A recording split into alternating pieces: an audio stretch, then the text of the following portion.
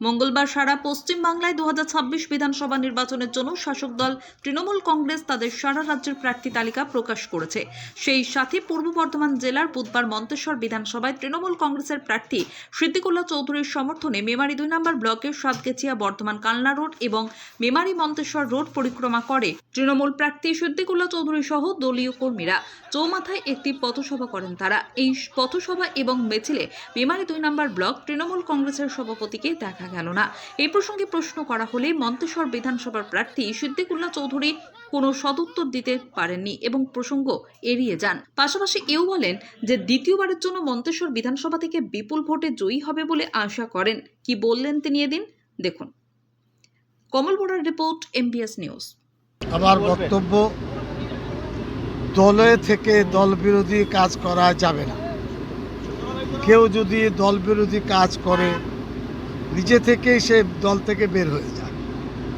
দলের মধ্যে গাদ্দারি, দলের নেতৃত্ব মমতা ব্যানার্জি, অভিষেক, আমি বা কেউ মানব। কালকে ওরা যে কেওয়াস সৃষ্টি করেছিল, দলের ভাবমূর্তি নষ্ট করেছে। 65 থেকে বোধহয় 70টা প্রার্থীর পরিবর্তন হয়েছে। কয়েকজন মন্ত্রীর প্রার্থিত্ব পাননি। তাই বলে দলের বিরুদ্ধে যুদ্ধ করবেন? দলের খেয়ে পড়ে শরীর স্বাস্থ্য ভালো হয়েছে, বাড়িঘর ভালো হয়েছে, পোশাক আশাক চিকচিক করছে, এখন দলের প্রার্থীকে চিনেন না? এসব ভণ্ডামি চলবে না। সোজাভাবে কাজ করলে ভালো। তাহলে পুলিশ প্রশাসন যা কাজ করছে করবে, আইন হাতে নেওয়ার দরকার নেই। জনগণ আমাদের সাথে আছে। আমার বক্তব্য, তারা অঙ্ক কষে যোগটার পরিবর্তে বিয়োগ করছে। 4 আর 4 8 হয়। কেউ 4 আর 4 যদি 6 বলে, বোঝা হবে 4 দুটো দেখতে পাচ্ছেন না বা মাথাটা কাজ করছে না। এটাও তাদের জন্য।